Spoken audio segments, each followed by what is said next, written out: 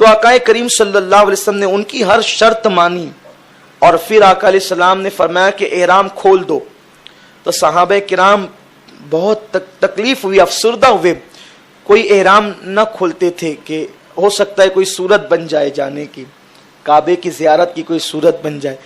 تو ام المومنین ام سلمہ سے آقا نے کہا کہ ام سلمہ تیری قوم عجیب ہے, میں کہتا ہوں احرام کھول دو تو کھولتے نہیں. کہا حضور آپ ایک کام کریں, آپ خود پہلے کھول دیں, پھر آپ دیکھیں سب خود ہی کھول دیں گے. آقا علیہ السلام نے احرام نکال دیا, معمول کے کپڑے پہن لیے اور جو قربانی کے جانور تھے وہ ذبح کر دیے وہیں پر. تو جب صحابہ نے دیکھا کہ حضور نے احرام نکال دیا ہے تو سارے صحابہ نے احرام نکال دیا اور وہ واپس لوٹے. جب وہ واپس لوٹے تو اس وقت جو ہے اللہ تعالیٰ نے اپنے محبوب سے فتح کا وعدہ کیا. اذا جاء نصر اللہ والفتح ورأیت الناس يدخلون فی دین اللہ افواجا, یہ فتح کا وعدہ تھا. انا فتحنا لک فتحا مبینا, یہ اللہ نے وعدے کی اور محبوب خوشی خوشی واپس لوٹے فتح کی بشارت کے ساتھ. لیکن لوگوں کو حیرت تھی کہ 10 سال کا معاہدہ ہے کہ 10 سال تک ایک دوسرے سے جنگ نہیں ہوگی, ایک دوسرے پہ حملہ نہیں ہوگا, تو ہم واپس کیسے لوٹیں گے, بہت جلد کیسے لوٹیں گے.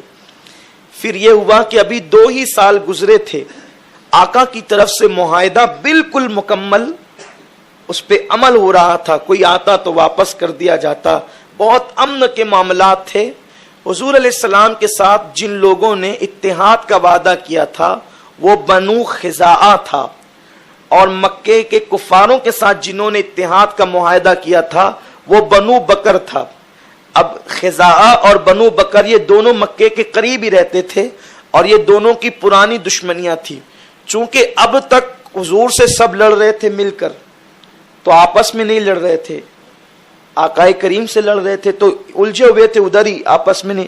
اب جب ادھر 10 سال کی فرصت مل گئی کہ ادھر سے کوئی خطرہ نہیں ہے, تو بنو بکر نے سوچا کہ خزاعہ پر حملہ کر کے انتقام لے لیا جائے. اور چونکہ معاہدہ ہوا تھا کہ خزاعہ نے ہمارے ساتھ اتحاد کیا ہے تو تم ان سے بھی نہیں لڑ سکتے, ہم سے نہیں لڑ سکتے تو 10 سال ان سے بھی نہیں لڑ سکتے.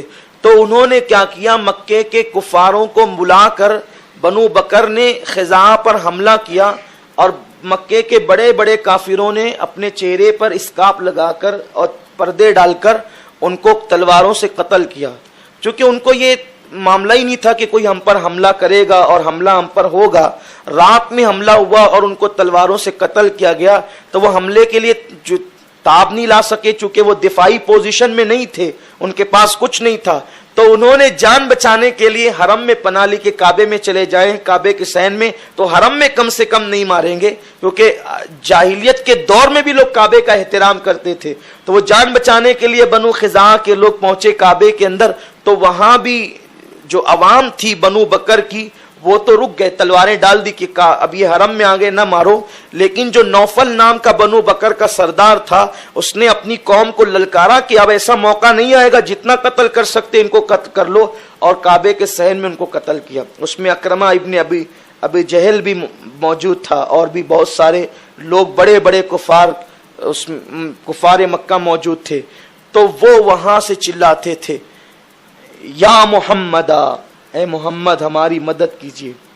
ام المومنین ماں ام سلمہ فرماتی ہے, شارح بخاری علامہ زرقانی رحمت اللہ تعالی علیہ لکھتے ہیں کہ ام المومنین ماں ام سلمہ فرماتی ہے کہ حضور آدھی رات کے وقت وضو کر رہے تھے. کہاں کر رہے تھے؟ مدینہ منورہ میں وضو کر رہے تھے. دیکھ رہے ہیں یہ شارح بخاری کی روایت میں بیان کر رہا ہوں, توجہ فرمائیں اور ایمان تازہ ہوگا. اچھا, بنو خزاعہ بھی کافر تھے لیکن چونکہ حضور سے اتحاد ہو گیا تھا, وہ مومن, ابھی انہوں نے ان کے پورے قبیلے نے کلمہ نہیں پڑھا تھا. تو حضور وضو فرما رہے تھے آدھی رات کو, اور وضو کرتے وقت حضور نے اچانک کہا لبیک لبیک لبیک نصرتا نصرتا نصرتا. حضور نے 3 بار کہا میں حاضر ہوں میں حاضر ہوں اور تمہاری مدد کی گئی تمہاری مدد کی گئی, یوں اعلان کیا. ماں ام سلمہ کہتی ہے میں نے پوچھا حضور آپ تنہائی میں کس سے باتیں کر رہے ہیں, کس کی مدد کی کر رہے ہیں, کس کے لیے حاضری کا اعلان کر رہے ہیں؟ ابھی کوئی تار کا سسٹم نہیں ہے, کوئی موبائل کا سسٹم نہیں ہے, کوئی فون کا سسٹم نہیں ہے.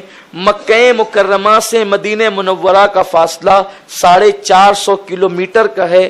ادھر وہ حادثہ ہو رہا ہے. ام سلمہ ماں پوچھتی ہے کہ حضور آپ کس کو مدد کے لیے آواز دے رہے ہیں کہ میں حاضر ہوں حاضر ہوں. آقا نے فرمایا ام سلمہ اس وقت تو بنو خزاعہ جو ہمارے حلیف ہیں, جنہوں نے ہماری پناہ لی ہے, بنو بکر نے اور کفار مکہ نے مل کر ان کے آدمیوں کو قتل کر دیا اور ان کو خوب مارا. تو جب وہ مار کھا رہے تھے تو مجھے مدد کے لیے پکار رہے تھے, تو میں ان کی مدد پر ان کی دھاڑس بندھا کر یہاں سے آواز دے رہا تھا. اب آپ مجھے بتائیں نا کہ اگر کافر مکے سے مدد کے لیے پکارے تو میرا نبی مدینے میں بیٹھ کر لبیک لبیک کہتا ہے. اگر مالیگاؤں سے مومن اغیثنی یا رسول اللہ پکارے تو کیا مدینے سے میرے مصطفیٰ کی مدد نہیں آئے گی؟ یہ میں حدیث پیش کر رہا ہوں, حدیث پیش کر رہا ہوں. حضور نے لبیک لبیک کہا, میں حاضر ہوں کہا, اور نصرت کی بشارت بھی دی. اور اس کے بعد ابھی یہ بات حضور اور ام سلمہ تک تھی. 3-4 دن کے بعد وہ جو بنو خزاعہ کا قافلہ تھا وہ واپس حضور کی بارگاہ میں آیا. حضور فجر کی نماز کے لیے گئے تھے اور انہوں نے ساری داستان غم سنا دی. 13 لوگوں کو قتل کر دیا گیا تھا, وہ بھی کعبہ شریف کے صحن میں. آقا علیہ السلام نے فرمایا کہ تم جاؤ, میں تمہاری ضرور مدد کروں گا انشاءاللہ. اور اس کے بعد پھر وہ گئے تو آقا کریم صلی اللہ علیہ وسلم, دیکھیں انداز دیکھیں میرے رسول کا, چونکہ مکے والوں سے معاہدہ تھا انہوں نے توڑ دیا. تب آقا کریم صلی اللہ علیہ وسلم نے لکھا 3 شرطیں. نمبر 1 کہ جتنے لوگوں کو تم نے قتل کیا ہے, چونکہ مل کر کے تم نے قتل کیا ہے, تو تم نے جتنے لوگوں نے مل کر کے قتل کیا ہے, جتنے لوگوں کا, وہ سب کا خون بہا ادا کرو. ان کی دیت تمہیں دینی ہوگی, اس کا جرمانہ تم کو دینا ہوگا, جو بھی طے ہوگا وہ. اگر یہ نہیں کرتے تو دوسری شرط یہ ہے کہ تم یہ اعلان کر دو کہ ہم نے بنو بکر کو اپنا دوست تو نہیں رکھا, ہم ان سے الگ ہوئے, ان کو الگ کر دیا. پھر بنو بکر کو نپٹنا ہمارا کام ہے, کیونکہ اس نے ہمارے دوستوں سے حلیفوں سے غداری کی ہے. تو تم اعلان کر دو کہ بنو بکر کے ساتھ ہمارا کوئی تعلق نہیں. اگر یہ دوسری شرط بھی نہیں مانتے تو تیسری پھر شرط یہ ہے کہ تمہارا اور ہمارا جو 10 سال کا معاہدہ ہوا تھا وہ ختم. تینوں میں کیا منظور ہے؟ تو ایک کھڑا ہوا اور اس نے کہا کہ محمد سے جا کے کہہ دو کہ معاہدہ ٹوٹ گیا. 10 سال کا جو معاہدہ ہوا تھا وہ 2 سال میں ہی ٹوٹ گیا. قاصد خبر لے کر کے چلا. اب قاصد کے جانے پر ان کے کچھ لوگ, دیکھو ہر طبقے میں, ہر قوم کے اندر کچھ لوگ ایسے ہوتے ہیں جو بہت ذہین ہوتے ہیں. تو کچھ جو ذہین لوگ تھے, سنجیدہ لوگ, انہوں نے کہا تم نے بہت برا کیا, معاہدہ توڑ کر تم نے بہت بری بات کی. اب دیکھنا محمد تمہیں چھوڑیں گے نہیں, کیونکہ تم نے جو ہے وہ ان کے حلیف قبیلے پر حملہ کیا. تو انہی دنوں ابو سفیان ابن حرب, یا ابو سفیان ابن حرب کون ہے؟ وہی جس کی وجہ سے بدر کی جنگ ہوئی, احد کی کے معاملات میں آگے رہا, مکے کا سردار تھا. اس کی بیوی ہندا تھی, یعنی یہ حضرت امیر معاویہ کے باپ ہوتے ہیں.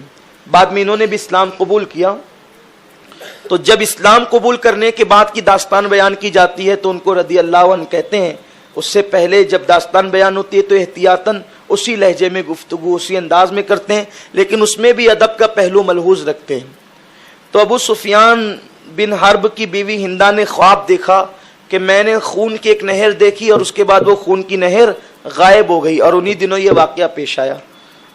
تو سب لوگ ڈرے سہمے تھے, تو کہا کہ اے ابو سفیان تو جلدی سے جا اور کسی بھی طرح سے تو محمد کو دوبارہ صلح کے لیے, کہ وہ جو صلح حدیبیہ تھی ہم اس کی تجدید کرتے ہیں معاہدے کی, ہم اس کے لیے تیار ہیں, آپ جو کہیں گے کرنے تیار ہیں.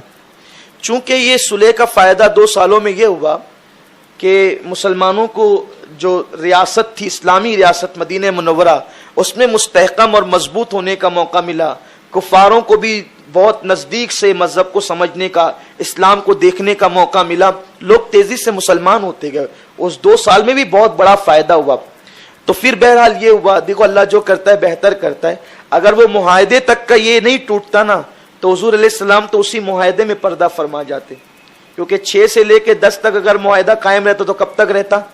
26 تک قائم رہتی یا 16 تک قائم رہتا، اور 11 میں تو آقا علیہ السلام پردہ فرما گئے، لیکن اللہ کو کچھ اور منظور تھا۔ اللہ کے ہر کام میں حکمت ہے، شر وہ آتا ہے کہ جس میں خیر کا پہلو ہوتا ہے۔ تو ابو سفیان جتنی تیزی سے ہو سکے وہاں پہنچے، اور وہاں پہنچنے کے بعد انہوں نے سیدھا حضور کی بارگاہ میں کہا کہ میں اس لیے آیا ہوں کہ میں معاہدے کی تجدید کروں۔ آقا نے کوئی جواب نہیں دیا، آقا علیہ السلام ناراض تھے، جلال میں تھے، ابو سفیان سے کوئی بات نہیں کی۔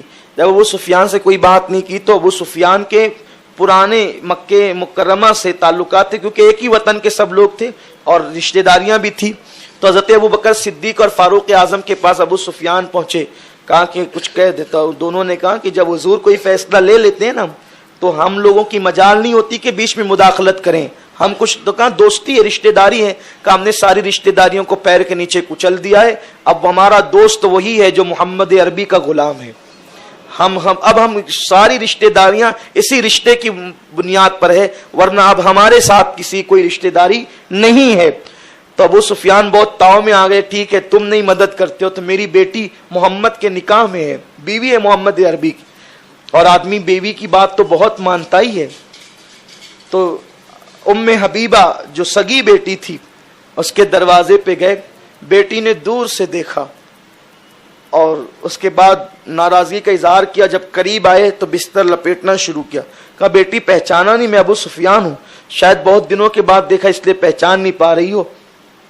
بستر مہمان آنے پر بچھایا جاتا ہے، لپیٹا نہیں جاتا، کہا ابو سفیان میرے نبی کا پاک بستر ہے، تو ناپاک ہے، اور سن میرے نبی کے پاک بستر پر تو بیٹھنے کے قابل نہیں ہے۔ تو کہا بیٹی تو ایسا کہتی؟ کہا ہاں، سارے رشتے محمد کی بنیاد پر ہے، مصطفیٰ کی بنیاد پر ہے، پیدر مادر برادر جان و مال ان پر فدا کر دے، سب فدا کر دیا ہے۔ ابو سفیان جب وہاں نہیں بنی تو وہاں سے نکلے، ایک آخری چوکھٹ تھی جسے علی کی چوکھٹ کہا جاتا ہے، سیدہ فاطمہ کی چوکھٹ، وہاں آئے، مولا علی سے سیدہ فاطمہ سے کہا کہ تم لوگ کچھ کرو، تمہاری بہت سنی جاتی ہے۔ مولا علی نے کہا کہ ہم کچھ نہیں کر سکتے، حضور نے جو فیصلہ لے لیا ہم کچھ نہیں کر سکتے، آقا کے فیصلے پر کوئی آگے نہیں جا سکتا۔ تو امام حسن 5 سال کے غالباً تھے، سامنے بیٹھے ہوئے تھے، ابو سفیان نے امام حسن سے کہا بیٹے تم کہہ دو کہ میں نے مکے والوں کو پناہ دے دی، آج سے دنیا تمہیں عرب کا سردار مان لے گی۔ سیدہ فاطمہ نے فوراً کہا نہیں بیٹے، ان سارے معاملات میں بچوں کو مداخلت کرنے کا حق کیا ہے؟ اور اس کے بعد مولا علی نے کہا دیکھ ابو سفیان، میں تجھے ایک مشورہ دیتا ہوں، حالانکہ کوئی فائدہ نہیں ہوگا، جب میری چوکھٹ سے آیا ہے تو خالی نہ جا، ایک مشورہ تجھے دیتا ہوں کہ تو جا مسجد میں اور جا کے اعلان کر دے کہ میں نے صلح کی تجدید کر دی۔ ممکن تو نہیں لگتا کہ حضور جواب دیں گے، اگر جواب دیے تو تیرا کام بن جائے گا، ورنہ تو واپس چلا جا۔ بہرحال وہ مسجد میں گئے اور جانے کے بعد اعلان کیا کہ میں نے صلح کی تجدید کر دی، کسی نے کوئی جواب نہیں دیا، وہ واپس پلٹے۔ جب واپس پلٹے تو وہاں جا کر کے ان لوگوں نے پوچھا کہ کیا خبر ہے، کہا کہ یہ ساری داستان سنائی اور کہا کہ میں نے خود اعلان کر دیا ہے، تو کہا انہوں نے جواب کیا دیا، کہا کوئی جواب نہیں دیا، تو کہا کہ یہ صلح بھی نہیں ہوئی اور جنگ بھی نہیں ہوئی، اب کیا سمجھ سکتے ہیں۔ بہرحال وہ ادھر بے چین تھے، ادھر اللہ کے نبی صلی اللہ علیہ وسلم نے سب سے پہلے امی جان عائشہ صدیقہ سے کہا کہ عائشہ جنگ کے سارے سامان جو ہے وہ تیار کر لو، اور صحابہ سے کہا کہ ہمیں جنگ کے لیے جانا ہے، تیاری کرو، اور جو حلیف قبیلے تھے ان سے بھی کہا کہ وہ سب بھی جنگ کے لیے تیار ہو جائیں۔ لیکن حضور نے اس بات کو اتنے راز میں رکھا کہ سیدنا ابو بکر صدیق کو بھی نہیں بتایا کہ ہمیں کہاں جانا ہے، بس اتنا معلوم تھا کہ جنگ کے لیے جانا ہے، کہاں جانا ہے کسی کو نہیں معلوم، یعنی اتنی رازداری کے ساتھ آقا کریم نے کسی کو نہیں، یار غار کو تک نہیں بتایا کہ ہمارا ارادہ کا ہے، سب کو معلوم تھا کہ جنگ کے لیے جا رہے ہیں، کہاں جا رہے، لیکن کسی میں مجال بھی نہیں کہ پوچھے کہ کہاں جا رہے۔ کتنا ادب کرتے تھے صحابہ۔ ام المومنین ماں عائشہ کے پاس صدیق اکبر گئے، ان کے گھر میں بیٹی تھی، آنا جانا تھا، تو ماں عائشہ صدیقہ ہتھیار درست کری تھی، کہا بیٹی حضور نے تمہیں یہ حکم دیا ہے؟ کہا ہاں، ارادہ جنگ کا ہے، تو کہا کہاں کا ہے، تمہیں کچھ بتایا؟ کہا اللہ کی قسم مجھے بھی نہیں معلوم، صرف اتنا جانتی ہوں کہ جنگ کے لیے جا رہے ہیں، لیکن کہاں جا رہے ہیں آقا نے مجھے بھی نہیں بتایا، جبکہ اکثر ایسا نہیں ہوتا تھا۔ جب سب تیاری ہونے لگی تو چونکہ اللہ نے اپنے نبی کو علم غیب عطا کیا تھا، اب میں بخاری شریف کی حدیث پڑھنے لگا ہوں، وہ عرض کر رہا ہوں، یہ حدیث بخاری شریف کی ہے۔ ایک صحابی تھے حاتب ابن ابی بلتا، یہ بدر میں بدری صحابی ہے، حضور علیہ السلام کے ساتھ جنگ بدر میں تھے. انہوں نے محسوس کر لیا کہ جنگ تو ہوگی لیکن بہت خطرناک ہوگی، جس کے ساتھ بھی ہوگی بڑی خطرناک ہوگی. حضور کہاں جا رہے ہیں کسی کو پتہ نہیں، لیکن انہوں نے مکے والوں کو خط لکھا کہ حضور بہت بڑی جنگ کی تیاری کر رہے ہیں، ہو سکتا شاید تمہاری طرف آنا ہو، تم لوگ ہوشیار رہنا. حالانکہ تھے پکے مومن، بڑے معزز تھے، لیکن انہوں نے جو ہے وہ خط لکھ دیا. اب خط انہوں نے ایک عورت کے ہاتھ سے بھیجا. وہ عورت ابھی چلی تھی اپنے جڑے میں باندھ کر، کیونکہ اللہ نے اپنے محبوب کو علم غیب دیا تھا، غیب کا علم دیا تھا. تو آقا کریم صلی اللہ علیہ وسلم نے حضرت سیدنا مولا علی اور حضرت مقداد، ان حضرات کو، اور ایک صحابی اور تھے، ان لوگوں کو بھیجا کہ جاؤ فلاں فلاں مقام پر ایک باغ ہے، اس باغ کے پاس ایک عورت ملے گی فلاں فلاں نام کی، اور اس کے پاس وہ خط ہے، اس سے چھین کر لے آؤ. کسی بھی طرح وہ خط مکے تک نہیں پہنچنا چاہیے. یہ لوگ پہنچے تو بالکل بے عینی اسی باغ کے پاس وہ عورت ملی. دیکھو لوگ جب سفر کرتے ہیں تو تیزی سے بھی کرتے ہیں، دھیرے دھیرے بھی چلتے ہیں. کوئی نکلنے والا اگر یہاں سے بمبئی کے لیے نکلا ہے تو بمبئی 5 گھنٹے میں پہنچتا ہے آدمی، 3.5 گھنٹے میں بہت تیز رفتار سے جائے گا تو بھیونڈی پہنچے گا. تو یہاں کوئی گھڑی دیکھ کے بیٹھے بیٹھے شیخی نہیں بگاڑ سکتا کہ دیکھ 3:30 بج گیا، وہ جو ابھی نکلے تھے نا وہ بھیونڈی میں، ذرا ان سے بات کر. تو کوئی ضروری نہیں ہے کہ وہ بھیونڈی میں ہوں گے، کیوں گاڑی پنچر ہو گئی ہوگی، یا وہ کھانے کے لیے کہیں رک گئے ہوں گے، یا چائے کے لیے رک گئے ہوں گے، یا ایکسیڈنٹ ہو گیا ہوگا. ایگزٹ کوئی بتا نہیں سکتا کہ کون کب کہاں پہنچے گا. اسی طرح وہ عورت اونٹنی پر سوار ہو کر گئی تھی، اونٹنی دوڑتی تھی، چلا کر بھی لے جا سکتی تھی، یا ممکن ہے کہ جتنی دوڑ عام طور پہ ہوتی تھی اس سے زیادہ دوڑا کے لے جا سکتی تھی، تو باغ کے آگے بھی پہنچ سکتی تھی.